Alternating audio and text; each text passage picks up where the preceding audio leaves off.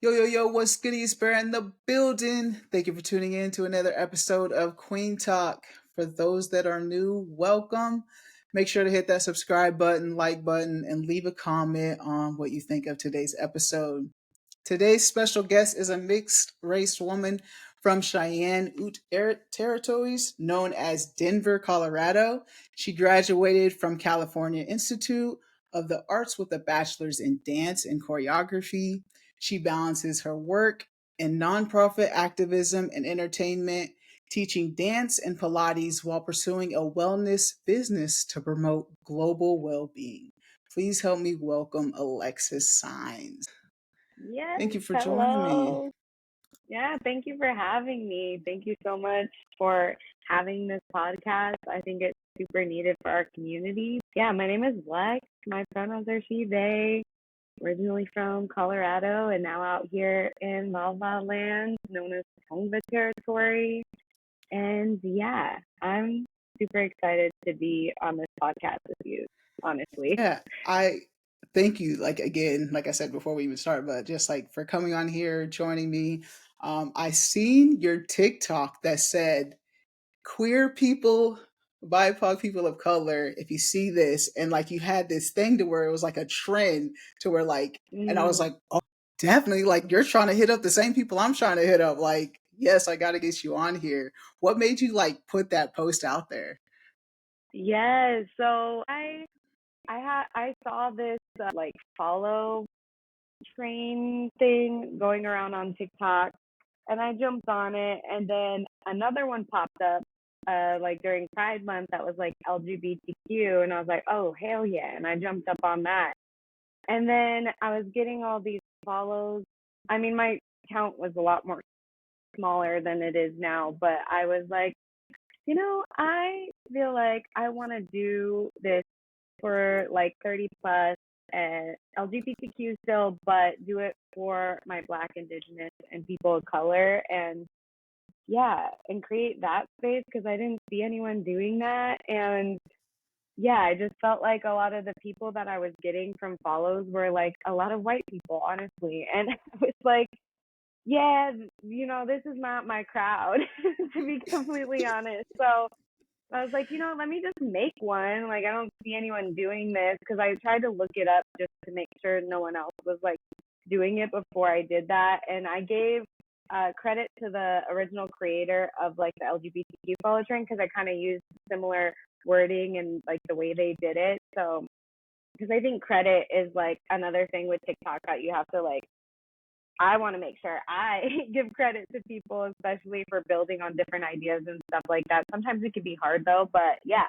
So that's kind of where it stemmed from. And so I did it and it blew up and I was low key expecting it to go somewhere, but I didn't think I was gonna get the response that I got, and like Yeah, people using it as a sound and like so many people going into the comments and like creating friendship from it and like having full blown conversations back and forth right. in the comments and it was so cute like and so sweet and I'm so happy I did that and like I have Yes, a whole community now from it and I'm like okay yeah this is way better like for you page is so much better and I yes. hope I that everyone that jumps on that train, all of our full you pages are better. That's what I'm hoping for. yes, I agree with that for like everything you said. Like that is why like Queen Talk was created too. Like I'm from El Dorado, Kansas. It's a small, I was the only one that looked like me that graduated in my graduating class. So I was like, I'm searching for that too. Like I'm surrounded by a lot of white queer people, but I needed that too. So I'm glad you popped up on my For You page. It's working. Like the post, TikTok is TikToking and it's doing its thing. And like you said, like the conversations underneath there, like I'm seeing them too. And I even joined on there. I said where I was from and everything too. So it's Yes, really good. good. It's really needed. So I love that you did that and always give credit, like you said, because there's a lot of Mhm. people taking things from people. But Yeah. what brought you to LA? Was it your dance? Yeah, so I I always knew that I was gonna leave Colorado when I was 18. Like I knew I had to I had to go somewhere else if I wanted to, pursue a career in dance. Um, Colorado has grown a lot since I've moved, but yeah, I came out here for dance. It was, for dance, it's either like back then, it was either New York or LA, maybe Florida or maybe Atlanta. Nowadays, you definitely could have like a career out of Florida and Atlanta as well. So it's like those are like the top four places I would say if you're looking like to dance commercially. So yeah, I chose LA because I'm not about the winter snow no more. Like in Colorado, I was like, I'm done with the weather, so I chose LA, and it's also a lot closer to Colorado. And yeah, I went to California Institute of the Arts, got my bachelor's of fine arts in dance and choreography. So I went to school first, and a lot of folks in the commercial industry, they like moved out here and kind of just started pursuing the commercial dance scene. Whereas my first 4 years out here, I was committed to going to college and all of that. So yeah, that's what brought me out here to Los Angeles, and I haven't left ever since. What was your upbringing like in Colorado? Was there a lot of people of color? I mean, sometimes when I just left Denver and I didn't see that many people of color. But what was your like upbringing, high school, elementary? What did that look like? Yeah, I feel like so I lived in Aurora, Okay. Colorado, and you know, in my upbringing, like in as far as like schooling and stuff, there was always like a good of Black, Indigenous, and people of color. However, like when we moved to Aurora, it was like very. I mean, I always lived in Aurora, but I think about we moved a lot throughout Aurora in the time that I was born until like I moved for college. But we lived like in different parts of Aurora throughout my time there, and it was like more suburb areas, but even with that there was still like a good mix. But for middle school and high school, I went to school at a performing arts middle school and high school, and because it was through the city of Denver, like they had to have like way more of like a mix than like let's say like Cherry Creek School District, which is like a more what they call like prestigious. I don't know about all Mm. that, but whatever. Yeah. I there was obviously a lot more diversity, like more in the downtown area. So even though I went to school, I went to elementary school like around my house. Like for middle school and high school, I was going, downtown. It was considered Denver, but it was like right on the cusp of Aurora and Denver. And I have siblings, so I have an older sibling and then a younger brother, and they went to different schools. So like I ended up my first year going to Denver School of the Arts, living with my grandma for like an entire year because she lived closer to that school. Mm. So, from what I remember, Denver School of the Arts was, you know, very white in the sense of like the teachers and like the education and like trying to be like this prestigious art school. You know what I mean? But as far as like the youth and like the folks that I was surrounded by, I remember it being pretty like a mix, and Good. um so that was nice. But yeah, no, now Denver is not that. It is not that at all. Um, and as far as like the dance community goes, like the places that I danced at, they were more white spaces as well. Mm. So like, you know, dancing at school versus dancing after school, like 'cause at the dance studios I went to, it was very, very different. Yeah. Um, but yeah, so that's kind of like the answer to that. But Denver is definitely not that now. It's very Right. white. Yeah, yeah, I would say so. Like I said, I just got back from there literally yesterday or the day before. The day before. And it was very much that like every met a lot of queer people. Like I had my Queen Talk shirt on and so like I mean, I kind of look like I'm part of the community. But they would tell me that they are, so I knew that they were, but they were just like all white people. But yeah, it that's why Queen Talk, and that's why you're out here on the For You pages trying to spread the word. When it comes to like dance now, do you find it hard to get gigs or easy to get gigs?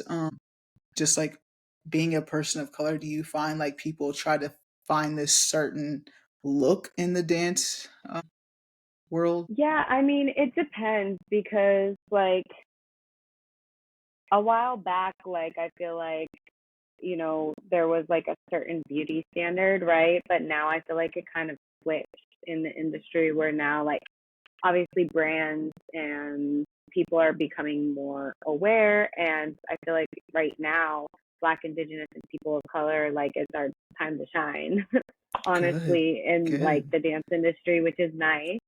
Um, and beautiful. But yeah, I mean, in the past, I mean, regardless, always they are going based off of look, height. Like, I don't get to a lot of auditions because of my height. I'm very short. Mm, So, dang. and like sometimes, they're looking for ballerinas or they're looking for like a certain type of style, and that maybe, I mean, yeah, I grew up doing ballet, but I'm not your typical like ballet type, you know what I mean? Yeah, So yeah, it definitely like there's always some sort of restrictions or what they're looking for, and like sometimes they typecast, which can also be very like cutthroat. Like that's where they'll line us up in a line before we even audition, or they see our talent and they just go down the line and say, please stay, please go, please stay, please go, based oh on what they dang. need. Yeah, so it's like pretty like it's intense, and you just sometimes just have to look at it like it's had to give me a very thick skin. So yeah, I was just talking about this today with a friend of like setting boundaries with like certain other things outside of dance, because I already have to go through so much within the dance industry and like things of that nature, or when it comes to like movement things outside, like I teach Pilates.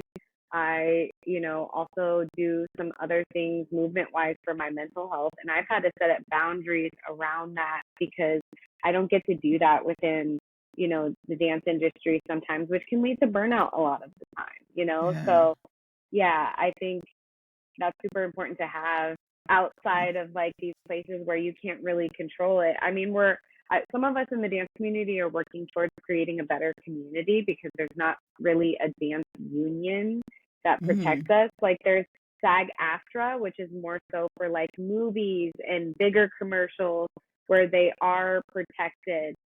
But a lot of the dance jobs are not through SAG-AFTRA. So we're not protected in most cases, and yeah. we're not getting paid what we deserve. And like, yeah, there's like artists such as like Taylor Swift and Victoria Monet who like are actively like fighting for us to get paid what we should get paid. And like, Mm-hmm. speaking outwardly like Victoria Monet did at the BET Awards, which is like we need more people in the industry in these Yeah. upper parts like also advocating for us. But I just went into seven different directions. But to Yeah, answer your no, it's okay. question, I was literally thinking of that Victoria Monet moment because I watched that and seeing that she like did say like they don't get paid enough, and like you guys are in a lot of music videos and stuff like that too, so pay your worth. And I honestly didn't know you guys didn't get paid that much. So you would yeah, think for the hours no, and times and choreography that it get pushed together that you would get paid a decent amount. no. And like yeah, especially for some of these bigger artists, when I tell people who I've worked with, they're like shocked when I tell them how much I made for those different jobs. It's crazy. And yeah, I think like something that I also like moving that's something like even the fact that like the rate hasn't changed within the last few years is insane, when like Right. the rate of living especially in Los Angeles is absolutely insane. Hmm. So yeah, we really rely on people from our community and like people with bigger names like Victoria Monet, like these people to like advocate and help with us like being able to be paid what we should get, because dancers are like the reason why these songs and these things blow up. And you're seeing like Exactly. people from TikTok who Mm-hmm. don't have any dance experience like getting paid thousands and thousands of dollars for doing like a 15-minute TikTok dance that, a lot of folks can do. And then, I went to school for 4 years to study dance and I'm getting paid, you know, Yeah. exposure. Like I can't eat exposure. You know what I Yeah, mean? Like yeah, it's that's just good. wild. Exposure. Eating it. I like the way you put that. Eating exposure just to get out there, get seen. Yeah, That's nah. all. That's all you're getting. And you mentioned just like other things that you have to do, like you do the Pilates, you do the wellness and mental health. What does that look like? Like, what do you do for like your wellness and mental health? Yeah, so Pilates for me is like another way to keep up with my dance training. I am very grateful for how I grew up.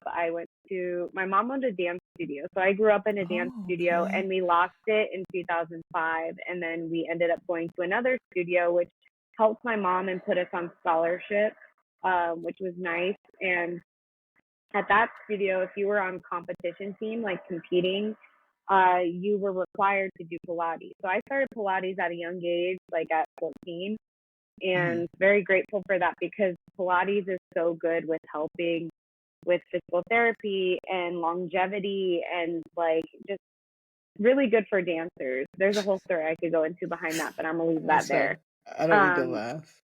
I tried Pilates one time. tell me about it. I want to hear. I want to It hear just this. my body just didn't move the way it needed to move, and I haven't been back. Like I was just No, like you gotta stick with it. You gotta I was stick like with it. this big body bare built ain't Pilates, like it wasn't for me. They were trying Oh to, no. but she Yeah, also said she was like, you got to give it another try, and I'm like, yeah, yeah, you and I definitely gotta yeah. give it another try, and also go to like classes that like are more inclusive. Because like, yeah, in the Pilates industry, again, it's very white, and like I there's like at least out here in LA, there's like a lot more inclusive spaces with Pilates now than there were like back then. So yeah, I would definitely say give it a try or look up studios that are like BIPOC led because there Yeah. are a few out there for sure. Hmm. Yeah, But I'm I sorry that was your first experience. yeah. That's No, horrible. yeah. It was just my body just I don't know, I need to stretch a lot more than what I do. I'll say that for sure. I I hear that. I hear that. Well, if you ever come to LA, you're gonna have to take a class with me because I Oh, feel like you would leave feeling definitely. good, okay? Definitely. But to go back to your question of like what I do for like my mental health, like Pilates was always to support my dance, right? So Mhm. while it gives me the benefits for my mental health of like working out and all that, same with dance, I would use them still as outlets. And like I said, I exercise them so much that I would get burnt out and it wouldn't have the same effect as it did like when I was younger. I just go to a studio and dance and I feel better. As Yeah. I've gotten older and I've done it my whole life, like I had to find other outlets. But it always for me has been movement based. So I like to sometimes try like different types of forms of exercise. Like, I am not a weightlifting gal and I'm Uh, tiny. So like, I seen you I out there definitely, running on TikTok. That yeah, so I was just about to bring that up, but like I like to interrupt with like different workout classes. But my two biggest forms of movement that are just for my mental health are running and yoga. So like I've taken classes at different yoga studios and I have a lot of friends who are yoga teachers and they've told me like you should get yoga certified. This could be another form of income or da da da da. And I'm like, no, like I have a very firm boundary with yoga of that is for my mental health. And I think we have to create those boundaries. Same thing with running. Like I've had people be like, oh, are you going to run a 5K? Are you training for something? Are you just, nope. I don't count how far I run or the time. Like it's just for me. Like I don't care how far I run. I just need to run to help clear my mental health. I used it as a tool for my mental health back in 2018 when I was going through a breakup, and I was like, I need to do something because dance is not working anymore. And I just went to the park every day and I just ran. I didn't, sometimes it would be very long and I'd be like, oh, dang, I did a lap, but I wasn't counting and I wasn't timing it, but I have to set up those boundaries within different types of movement for me, because otherwise it gets to be another place where I have to set boundaries and expectations. And like, when you do that, it loses its like abilities to help you cope with certain things. Like, so yeah, that's nice. You can just get out there and just run, just to run, and it's a good perspective though too, like you said, of not putting an expectation on it and just getting out there and doing it. It does make it a lot easier. It does, for sure. Yeah. I feel like, when we sit here and like create expectations and like goals in certain, like you have to have goals in certain instances. Like I'll set a goal for running, and for yoga, like, oh, I want to go like 2 times this week, or I want to run 3 times this week. But other than that, that's where I cap it, That's good. And that's good. Like you're taking care of your mental health and your wellness. And like you mentioned, boundaries. Like those are the 3 things like to definitely live by, like especially boundaries. And we didn't talk about it, like you didn't say it in introduction. Like, how do you identify in the community? Yeah, so for me, it's also like I've always been an ally when I was younger to the LGBTQ community. Like I grew up going to Trax. If you know Denver, Trax nightclub is like the LGBTQ gay bar. Oh my God, you gotta go the next time you're there. Yeah. But yeah, that's like I grew up going there a lot when I was younger. But so I always considered myself an ally, and I didn't come out until 2 years ago, actually. Okay. Yeah. So, and I know there's a lot of stigma around that within the community. But what stigma? What stigma? I've been judged, or like, oh, the baby gay, or yeah, like all these names and things, and like I've had, people talk about like just not say so nice things, which is crazy because I thought I was gonna come out and it was gonna be like, oh, that community is gonna accept me and da da da, and it was not like that. What are you experiencing? Like what did you experience? Like personally, what was your experience when you came out 2 years ago? Like with the community specifically. We'll get to well, I think I was just around the wrong people, but just like, constantly being called the baby gay, or like the things I would bring up, like just people being like, oh, well, that's not how it is, or it's actually like this, or learning the terms. Like I didn't think I needed to like do all this research. I was just like, yeah, no, I'm gay. Like I identify as like queer, lesbian. At first I feel like being older, I always identified as pansexual, and even when I was dating cis men.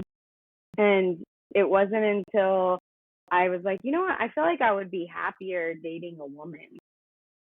Like not like in terms of sexually, like exploring. I've always been like, no, I think I want to date a woman, and like experience that further and past the sexual level. Like, so once I decided to change, when I had apps, I changed, my everything on there. And, when I was dating, I was identifying as pansexual. And then I came out and shortly after got into a relationship and with another woman. And yeah, I started identifying as queer and lesbian, but even within that relationship, there was times where she would question things because I like bring up my past a lot and how I wasn't queer before this, or like just like all this stuff. And like I would have to Insecurity.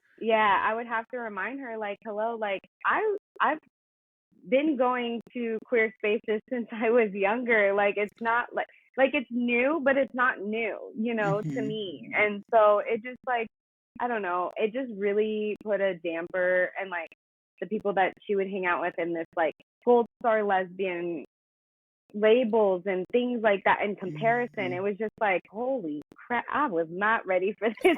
Like I thought I was.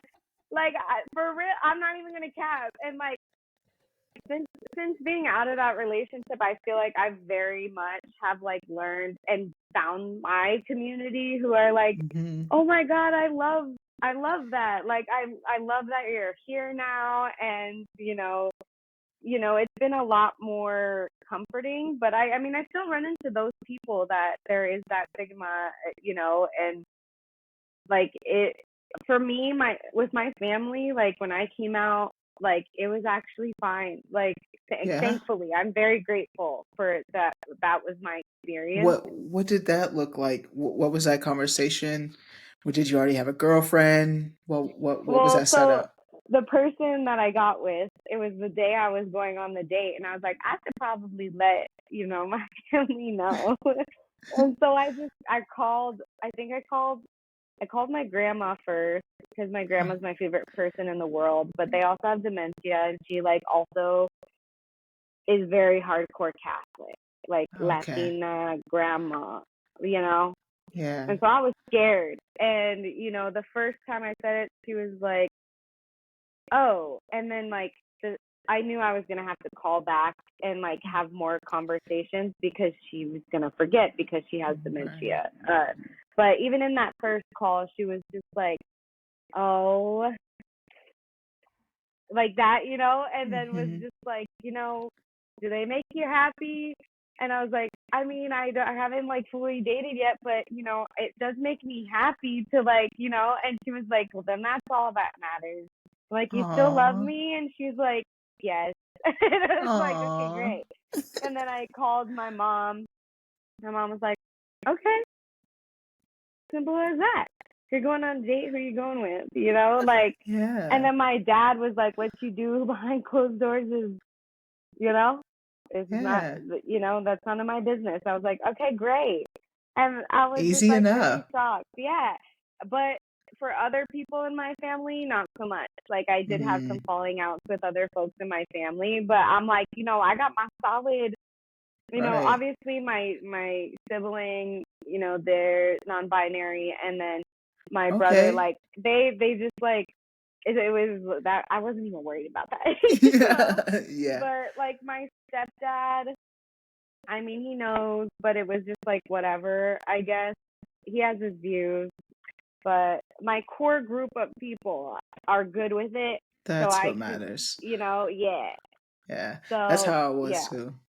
As Oh, I long love as that. this group is cool, and I don't know what I would have been like without, but we don't got to talk about it because that wasn't the case. But as long as they were Right. cool, like Yeah. that's really, you just need that good group, that good support system to get you through. So Yeah. And I think after my first relationship ending, there was question like, so are you going back to men, or like what is that? And I'm like, no, like I'm a lesbian. Like I identify as queer or lesbian, like this is it now. Like, yeah, So yeah, yeah, there's definitely had to have more conversations, on yeah, that. And yeah, I'm very grateful, because I know that's not like the norm in the community to have that kind of support system. And I know that I'm very privileged in that way, and very grateful that it couldn't have gone any better, in my right. eyes.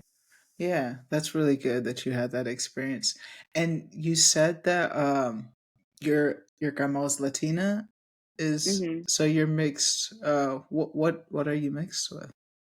Yeah, I'm like super mixed. So my mom, and that's another reason why I also grew up in a lot of white spaces, because my mom is white. Okay. And yeah, so her dad was from Germany, first generation here in the US. And then He met my grandma on the East Coast in Jersey, and then they moved to Oklahoma and then Colorado. Okay. So yeah, my mom is like super mixed, like German, Italian.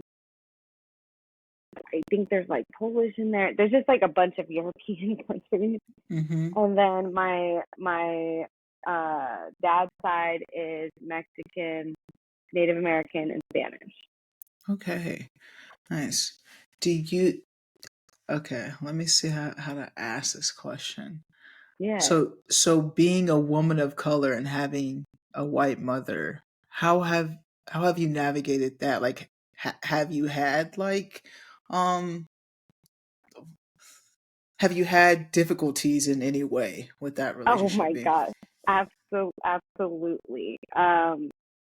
Difficulties with my relationship with my parents for sure, but also outside of that, like growing up, like especially because my grandma didn't teach my dad and his siblings Spanish. So mm, people look at me and they speak Spanish to me, and I don't know Spanish. I don't speak it mm, because also of generational trauma. You know, I think my grandma didn't teach them because that was her first language, and she struggled a lot. You know, and she was also translating for her mom who didn't speak mm, any English. So yeah, I it was difficult growing up also because like people would look at me a one way and then they get to know me more and then and then see my mom and my dad. It doesn't help me either because my dad is like a redhead with freckles. Like my grandma, yeah, my grandma had 5 kids and 2 of them came out with jet black hair and then the other 3 came out with redhead and freckles, you know? Oh Like wow.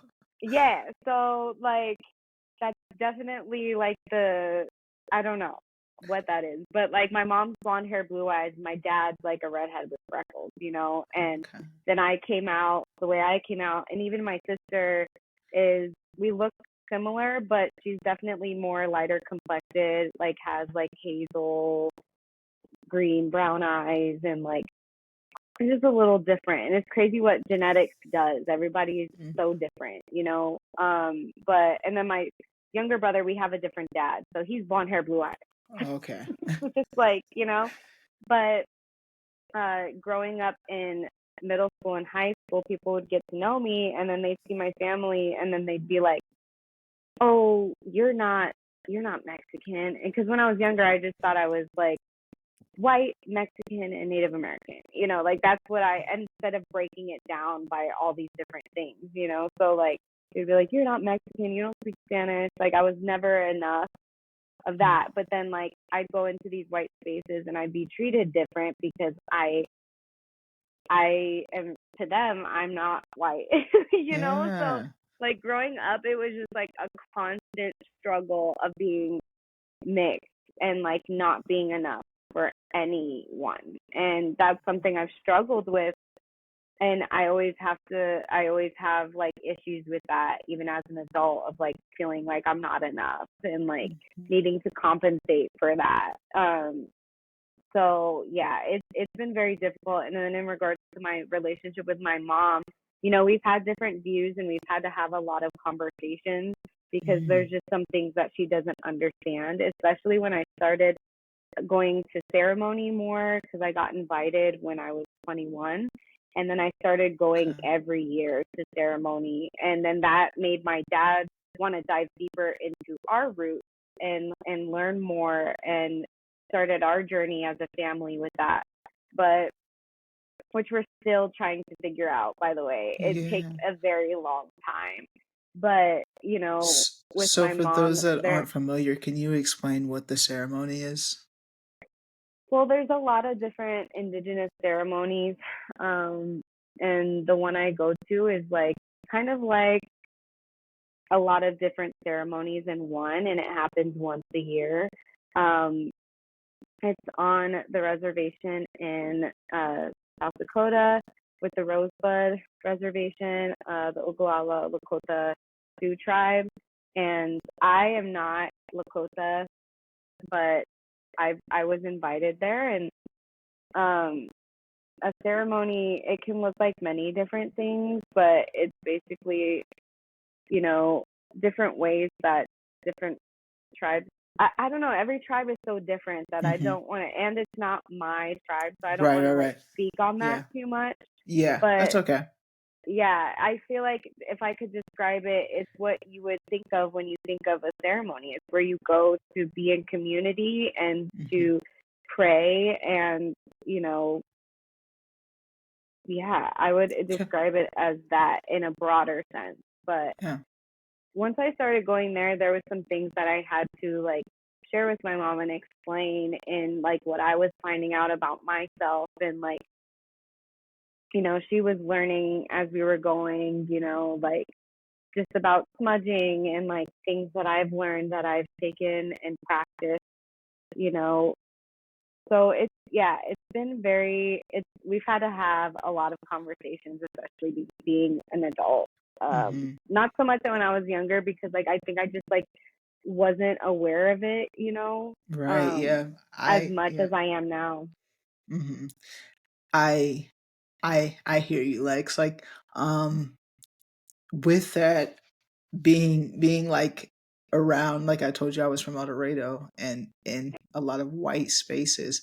Now that I'm getting older and I'm just like tapping into like I was oppressing my own community at times, with just like the language and things that were Mhm. learned, Mhm. like as a young adult. And now that I'm getting older and learning and educating myself on things, it and you bring those tough conversations back to people that haven't learned or wanted to educate themselves because it doesn't pertain to them. um, Mhm. it can be difficult. So I'm Yes. wondering, like, what has there been boundaries set? Are you working through that with your mother? Is your mother being receptive of this information? What has that been like for you? Yeah, I mean, it's just been for both of us too.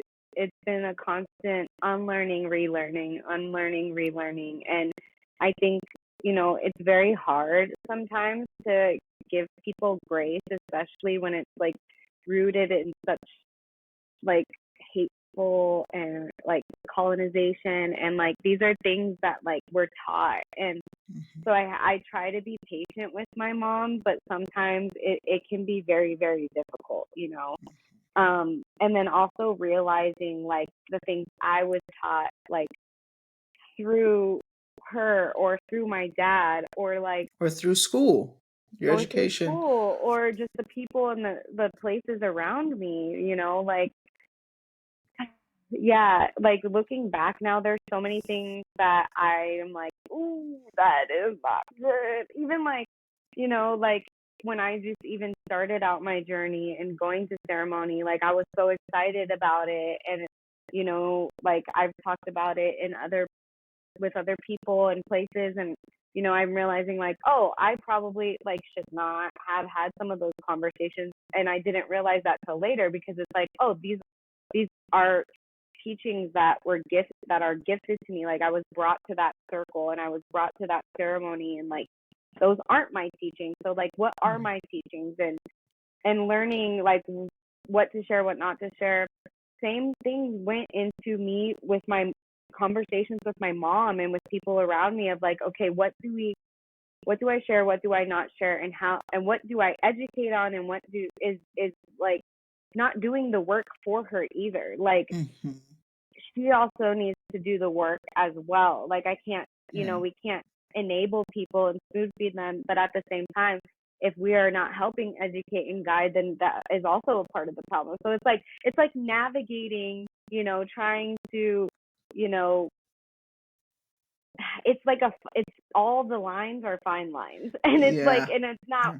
it's not linear, and it's not black and white. I mean, in some instances, yes, like Mhm. genocide is genocide, and like Mhm. that is black and white. Yeah. But like there, I think it's like when you're trying to unlearn and relearn things, like there has to be a certain amount of grace that you give in certain instances. And it's like it's finding that, I don't like saying balance anymore, I like to say reciprocal, because Mhm. balance, it makes it feel like a competition, or like one side has to be Yeah. better than the other, and it's flat. Whereas like if I'm like I'm trying to be more reciprocal with everything, that's a circle. And that's Yeah. also like something I've learned in indigenous practices is a lot of things are a circle, the circle of life, and like there's no it's there's no start and ending. It's just all one. And like that's the way I really want to live my life. I had to really find uh reciprocity with my mom of like educating and figuring out like, this back and forth and Yeah. unlearning and relearning kind of circle. And I think it's forever Right. ongoing. Definitely going to be, and with it being your mother, it's your mother, so it's like it's definitely gonna be like ongoing. Especially you're gonna Yes. get older, you're gonna have children, and what you teach your kids, and Yes. well, if you even want kids. But yeah, Right. um, so I get it. I understand, but you also just like brought up just like the difficulties of being like a mixed race person just in general, which I think is a huge topic within itself. Oh yeah. um so yeah, I understand what you're saying. I feel like you're learning a lot about who you are just like within the last couple years. Just with like your race and your identity, and you mentioned that you came out as pansexual first, but now you're saying like you're queer and lesbian. Do you feel like you did that because of the people that you were around like made you be like, okay, I'm not this way, like I'm just gonna say this, or did you come to that conclusion for yourself? I definitely came to that conclusion myself. As far like when I identified as pansexual, like I had looked up because I didn't really ever like identify with like the binary, like being bi, and like Hmm. because I know that's a part of it, but like I was also open to dating all kinds of people. And so I looked at the acronym a lot, like years and years ago, and I was like, I kind of feel like, I'm attracted to a lot of different types of people. Like it's not just male and female.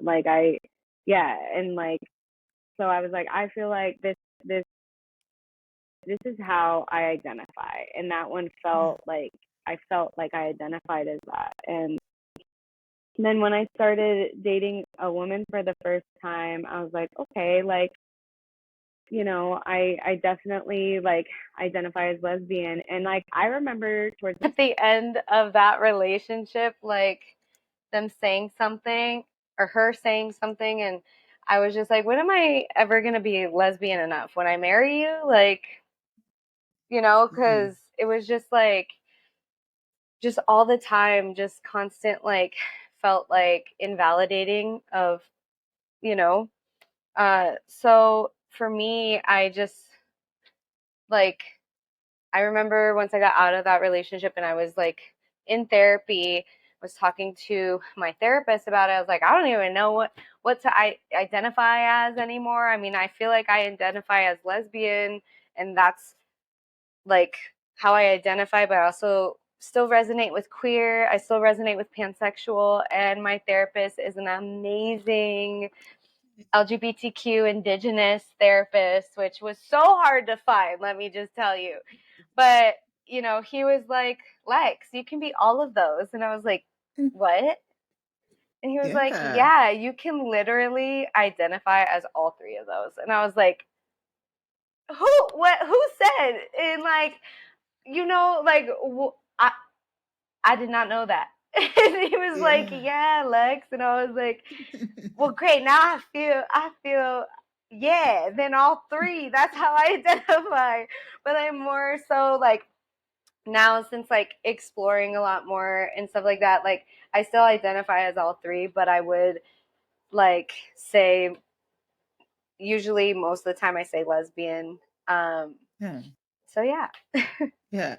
I feel bad that you like weren't welcomed the way you should have been a part of the community, because I feel like even now, I came out when I was 18, but I'm like I was told like you're this stud, you're this masculine person, you can't have any femininity at all. See, what is that, bro? That Yeah. like I think it was just like what I seen on TV, right, what I yeah. seen around me, and it's all I ever do. So I was like, oh, I dress masculine, so I guess that's what I'm called, a stud or whatnot. So I put this label on me. But now that I'm getting older and I started this podcast, really has made me like tap into more of my femininity and just Yeah. be like, I can own it. I don't have to be this like tough macho person just because of what they say. Like that's not who I am. So and I also just think it's like forever changing too. Just like if you're lesbian now, okay. If you change like and you like someone else, like I feel like that's okay. Like you're attracted to someone emotionally, then that just may come about. So I don't like the fact that just like within the community there's these labels and things that you have to fit or you get outcasted or I don't know, like just looked down upon. Did you have any good experiences like when you came out? Like was there like good moments of like, yes, like I'm happy to be a part of this space? Yeah, I mean, I feel like I said, more so in the last like 10 months, I feel like I've found my people and I'm like, okay, like this is where it's at, you know, like I was also honestly like this year for Pride, I was like a little sad. I'm not gonna lie, because like this was my like second, or I guess technically my third Pride being out. And I was telling my friend, I was like, man, I had, like, it's sad to say this, but I had way more of a better experience when I was like coming to Pride, like not being out, than when I came out. And I was so sad about that. And like, I was like, my friend was like, well, hell no, we're going out at least one night for Pride, you know? So we did. And it was so much fun. And you Hey. know, like we met so many people that night, and that was like I'm gonna remember that night forever. But like there has been moments here and there where like when I open up to people and like tell them my experience, like they're like very similar reaction to what you have. And like just being able to have those conversations, like those to me are good memories, because we're starting a conversation and just like a seed being planted, it's growing. And bringing these conversations to light, I think, are a big part of like, you know, making everybody aware of it, that like more of these conversations need to happen, so that way we can make change in our community, you know. And be um more welcoming to yeah, ourselves. Like we yeah. want other people's welcome, but can't even welcome other people that are a part of it. Yes, exactly. And so I think like these conversations, as much as they are nerve-wracking or like exciting to have, like I look at them more of a positive thing. Like, you know, you asked me my coming out story, and I still like, even when I'm talking to people and they ask that, I'm like, oh, I'm scared. I don't know what you're gonna react with, you know? I have a little bit of Yeah. trauma in that sense, but it's been great ever since, you know. And Okay. like I did have a experience with this organization called Coming Out Happy back in December, and they like get together like the LGBTQ community and space and create spaces that like are not based around alcohol and partying.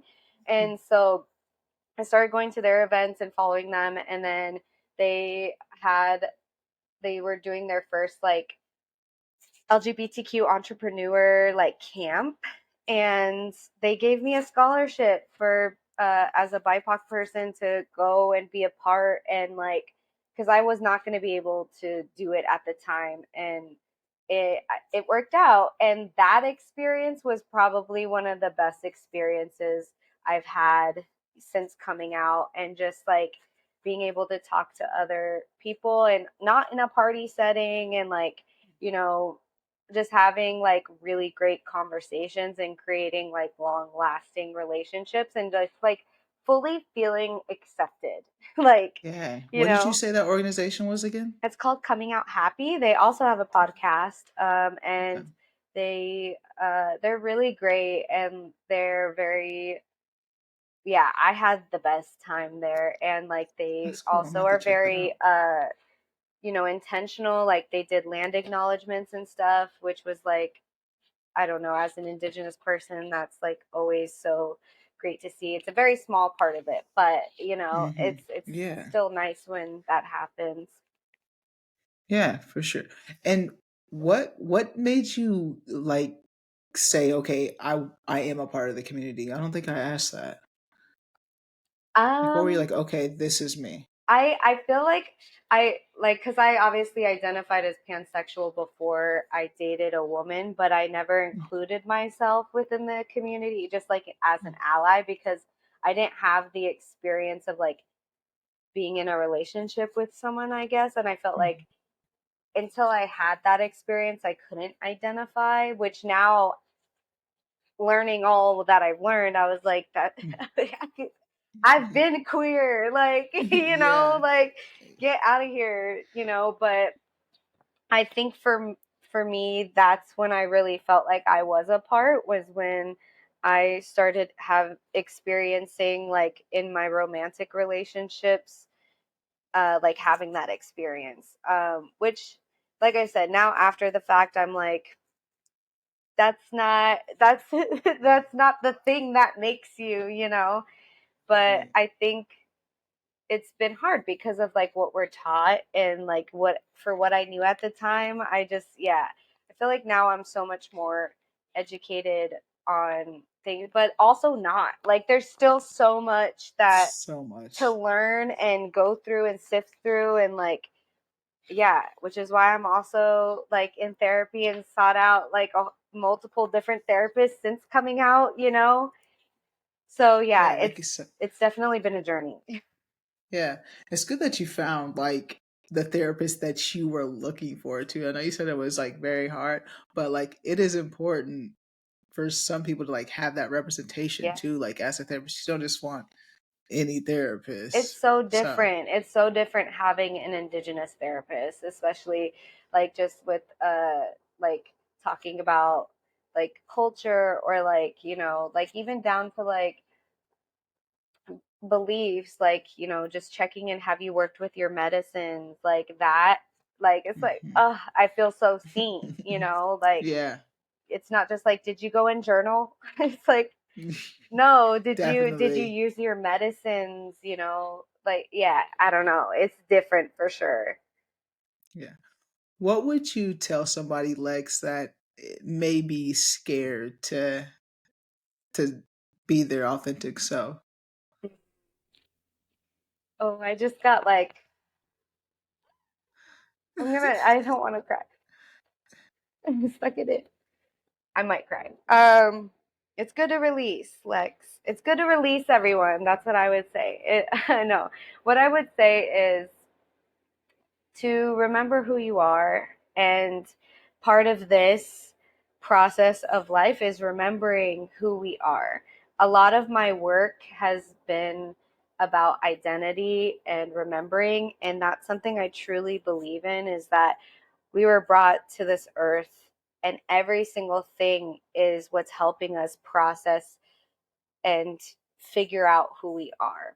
And so if someone is scared to, embrace themselves, I would just say, like, this is a part of who you are. This is a part of your process, and remembering that, because in what I was taught is, before we are born, we know who our creator is, where we come from, and who we are. And that looks different for every single person. And once we're born into this life, we forget all of that. And so our entire process of life is remembering who our creator is, where we come from, and who we are. And I would just tell them that, and tell them that no matter who you have around you, no matter the pressures of that we face with society every day, like, it's important to remember every single part of who you are, whether we want to embrace it or not, whether we want to acknowledge it to the world or not. I think that is beside itself, but it's like even the work that you do within yourself, and like remembering it for you, and knowing that being able to embrace yourself fully for who you are is really you remembering and bringing yourself back and taking care of yourself at the end of the day. So, yeah, I hope that would help. I don't know. I don't know if that Yeah. would help at all, but that is what I would say. Yeah. I think that's great because I think even if you don't share it, just like within yourself, knowing it, making sure like because you don't have to like tell everyone either. Like just like being your authentic self could look different in different ways, like in different spaces, in different times. Like it could just be uh interchangeable of what that looks like for everybody. So I think that is a good message of just like remembering yourself of just like who you really are and just knowing it. And if you can share that with just one person, Yeah, exactly. it does help a little bit. It does help a little bit. Absolutely. I just wanted to ask you though, Lex, one last question of what would you like to leave the audience with today? Ooh, what would I like to leave the audience with today? Mhm. Um, I would just like to leave the audience with like reminding of us of our medicine and our power, because us as a community, we are us individually and us as a community, we are so strong and so resilient. And I just want to remind people of their medicine and their power and their resiliency, because within that resiliency, that's where your power lies, that's where your medicine lies. And that's where you can start to find who you truly are and what you're passionate about. And um, I think in remembering that, that'll help you figure out what you want to do in the world and how you want to share yourself. And so I would just say, like I say all the time, is just like remember who you are, embrace who you are. And I think what you said was beautiful. If you can just share that with one person, like that is beautiful, to be able to embrace yourself and to share yourself is like the most beautiful thing we can do. That's what this life is about. I always say people are what make this life worth living. So yeah, just don't be scared, I'm one to speak because it's scary out here. I know, Yeah, but I think yeah, your story like is it's interesting because I've never heard of someone coming out and then like the community being this way towards them. So I think like it that's a wasn't good perspective that you. everybody. Let me Well, yeah, preface yeah, that, but yeah, like, yeah, yeah. there it was Just like not. your relationship, just like within your relationship though too. Like Yeah. that's big. You're with a woman who's telling you you're. I don't know what exactly what she's telling you, but from what I get, it's just like you're not really a part of this community, like the way you say you're a part of the community. And it's So hard because like it wasn't just that, right? There was support and then there wasn't support. There's so much more to it, and there's so much, like nothing is just that one thing. And I don't want to like discredit that relationship because it taught me a lot of things. And it wasn't always all bad, but there were a lot of things where I was like, damn, like this was not what I was expecting, and like, yeah, but like there was also great moments too. So, I mean, it's just like everything we're talking about. It's like that reciprocation that sometimes was there and sometimes wasn't. And so it gets confusing like that, hmm, in relations with anybody when things aren't like reciprocal and like not all bad or all good all the time, so yeah, like, but yeah, yeah, I mean, I did, it definitely wasn't the best experience from the get, but have grown a lot and I've learned a lot, and it's definitely gotten a lot better, that's for sure. yeah. And I know you're not the only one that has dealt with it. I seen a post the other day from another podcast called is it Bad Queer Convo? I think that's what it is. And they were just like talking about how we gotta stop doing that to people that just come out, of just being like, oh, you're baby gay, oh, you don't know this, you don't know that, which is so true. Like, because some of us that are part of the community, we don't know. Like, we're still learning so much. Yeah, So yeah, I like I said, you're not the only one that has dealt with this experience. So I think you bring absolutely. a good perspective on this platform, and you just being fresh. It's been 2 years, but you're finding yourself and you're learning and you're growing. And I think that's really great that you're tapping into your own words and remembering who you are and knowing who you are. So that's really nice. Um, is there anything that we didn't touch on, part of your story, that you would like to, that you wanted to, that you like I didn't bring up though? Uh, no, I think, well, I would say like I mentioned a little tiny bit earlier, like a lot of my work has been around identity, and I think that's because of my upbringing of being mixed and remembering who I am. I'm starting to realize as an adult is a part of my legacy that I'm supposed to leave in this world. I created a short film called The Process of Remembering, which was like one of my processes of remembering who I am. And that's out on Vimeo if anybody wants to see it. But I've also like written a song about indigenous like ways and sovereignty and like kind of activism. That song is called Remember Who You Are. And I eventually want to write a children's book about being mixed and for all the youth that are coming out that are mixed, because as the world goes on, we're going to get more and more and more mixed, you know? So that book, I want to write a children's book to help these children understand. And that's going to be called Remember Who You Are. So, like, these are like that, talking about remembering who I am and my identity has really been like a big part of the legacy that I want to leave behind. And it all is coming from my ancestors. It's like that Maya Angelou quote, I come as one, but I stand as 10,000.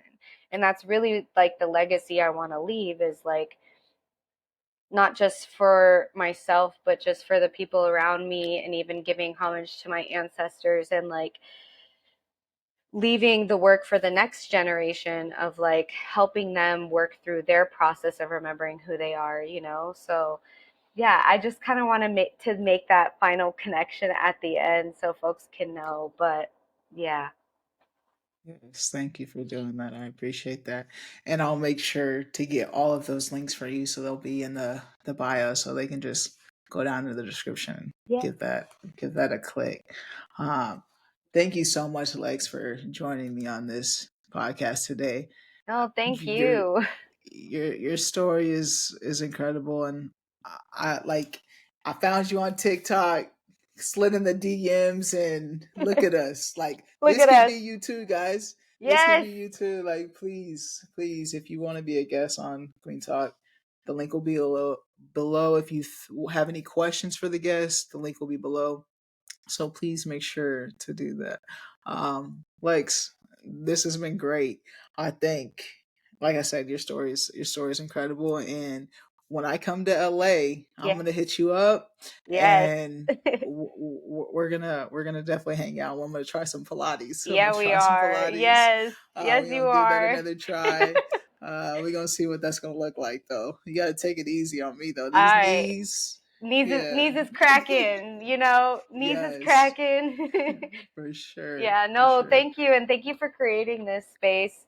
I know, like, it's definitely needed. Like, there are a lot of podcasts, but not enough podcasts, like, targeting what you're targeting. So, yeah, just Hmm. thank you for doing what you do and doing what you do for the community. And also, like, for the folks that are nervous about reaching out, reach out, because, again, we're pushing. We're remembering who we Yeah. are. We're facing our fears, right, y'all? So, Right. Yes. And this was your first time telling your story, or no, like I've on been this on a platform? few Oh, you other on the come out. podcasts. Yeah, you said the come. Yeah. Yeah, you said the But yeah, come no, out. it doesn't matter. Like, these Yeah. are all ways to find new connections and new people to Hmm. hear your story. So I never, yeah, don't be I scared, love y'all. it. Reach Yeah, out. I love it. Tell them, Lex. Well, thank you again, Lex. You guys, thank you for tuning in to another episode of Kueen Talk. If you haven't already, make sure to hit that subscribe button, like button. Let Lex know what you think of her story and make her feel welcomed, you guys. Make Lex feel welcomed in this community. Lex, thank you so much again. I appreciate you. As always, family, friends, strangers, love. But Be nice. Oh, thank you, Lex.